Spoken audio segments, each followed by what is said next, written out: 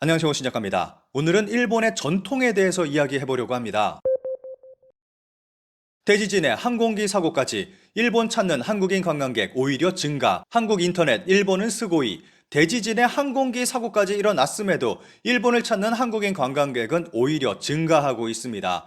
2023년 1월부터 11월까지 일본을 방문한 외국인 관광객 수는 2,233만 명을 기록했습니다. 이 가운데 한국인 관광객은 27.1%를 차지하는 618만 명에 달해 코로나 사태 전인 2019년보다 15.7%나 증가했습니다. 특히 최근에는 홋카이도 방문자가 늘어나면서 신치토세 공항 이용객의 절반은 한국인인 실정입니다. 특히 아이들 개학 전 겨울방학 기간 여행 예약이 쇄도하고 있다고 합니다. 이런 상황에서 일본에서는 정말 예전부터 내려오는 전통이 이어지고 있습니다. 1층을 들여다봤을 뿐 총리의 재해지 방문의 퍼포먼스라는 소리. 드디어 키시다 총리가 지진 피해지를 방문했습니다. 그런데 피해지 주민들의 평가는 그리 좋지 못합니다. 14일 키시다 총리는 지진 피해지를 처음 방문했습니다. 지진 피해가 일어나고 2주가 지나서 방문한 것입니다. 이것 때문에 여러 가지 비난의 목소리가 있었습니다. 심지어는 총리가 피해 지역을 방문하지 않는 이유는 원전이 위험한 상태이기 때문이다 라는 억측까지 나올 정도였습니다.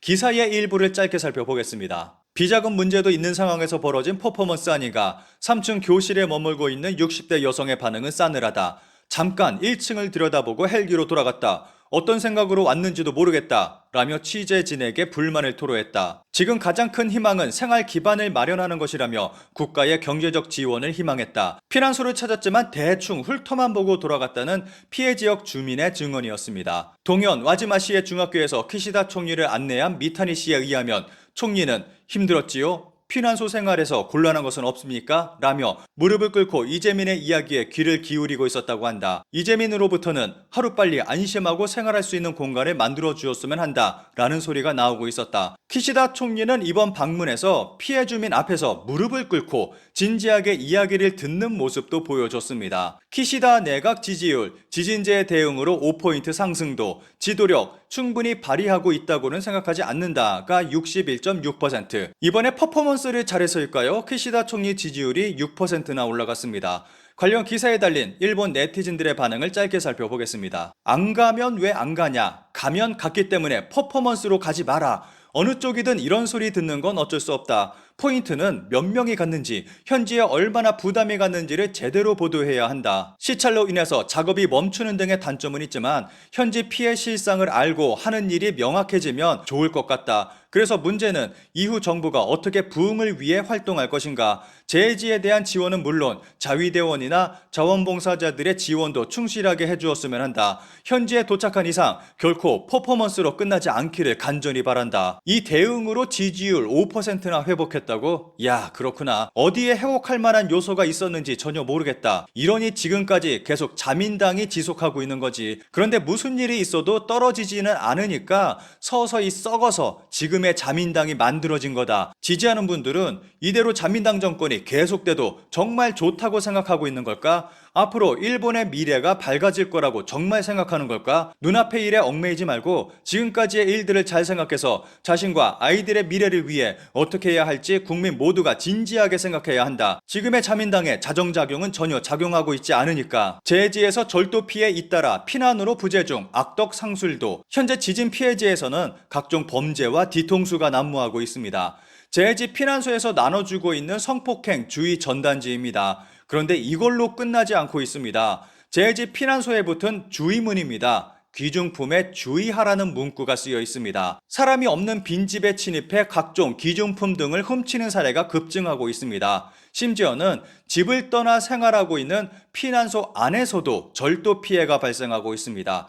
지난 영상에서는 가짜 자위대 행세를 하면서 절도 행위를 하는 사람을 소개했습니다. 여기에 더해 집수리를 맡겼는데 말도 안 되는 가격을 청구받는 일도 발생하고 있다고 합니다. 그리고 사기도 빠질 수 없습니다. 영화 콘크리트 유토피아와 같은 상황이 일본에서 벌어지고 있는 것입니다. 그런데 이것이 하루 이틀 일이 아닌 오래전부터 지속적으로 벌어지고 있는 일본의 고질병입니다. 앞으로 확산되기 쉬운 루머란 과거의 재해에서 본 현상, 예전에 벌어진 재해를 통해서 어떤 일이 벌어졌고 앞으로 어떤 일이 벌어질지 예측하는 내용의 기사입니다. 인공지진, 절도단 잇따른 가짜정보. 이번 지진에서는 발생 직후부터 인공지진이 원인이라던가 가짜 구조 요청, 그리고 외국인 절도단 집결이라는 가짜 정보가 차례로 확산됐습니다. 그런데 이상한 현상은 예전에도 예외 없이 벌어지고 있었던 일이고, 이런 일들에는 패턴이 있다고 설명합니다. 발생 직후에는 또다시 커다란 지진이 온다라는 근거 없는 정보가 급증합니다. 아무래도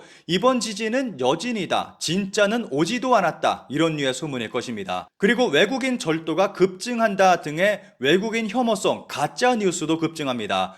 이것은 우리가 너무 많이 당해봐서 그 어느 나라 사람보다도 잘 알고 있는 일입니다. 여기서 가장 심각한 문제는 일본인들의 외국인 혐오라고 생각합니다. 일본에서는 크든 작든 재해가 일어나면 이후에 예외 없이 반드시 한국인이 절도를 한다 등의 말도 안 되는 헛소문이 나돌았습니다. 일본에서 이런 헛소문으로 인해서 수천 명의 한국인이 살해당하는 일도 벌어진 적이 있습니다. 기사에서는 앞으로도 이런 일이 변함없이 일어날 것이라고 말하고 있습니다. 앞으로도 루머는 꼭 일어난다 라고 생각하고, 피해를 입은 사람들을 불안하게 하는 루머나 가짜 정보 확산되지 않게 하기 위해 우리 한 사람 한 사람이 신중하게 정보를 판별해 안이하게 확산시키지 않는 것이 중요하다고 키무라 교수는 지적하고 있습니다. 이렇게 보면 이런 모습은 영원히 변하지 않는 일본의 전통이 아닌가 하는 생각이 듭니다. 관련 기사에 달린 조금은 충격적인 일본 네티즌들의 반응을 살펴보겠습니다. 이런 종류의 범죄에 대해서는 더 엄격한 처벌을 해주기 바랍니다. 분명히 말해서 비열해요. 이렇게까지 타락한 자신이 부끄럽지 않은 걸까요? 게다가 이러한 유사시에 평승하는 범죄에 대해서 어떻게든 단속할 방법을 모색해야 한다고 생각합니다. 이런 비열한 범죄를 저지르는 사람들이 재난이 일어날 때마다 나오는 것은 매번 있는 일이기 때문에 일본인의 도덕 붕괴가 재해 현장에서는 두드러지게 나타난다. 출입금지 테이프를 붙이고 동물 포획용 함정이라도 설치해 위험 팻말을 세워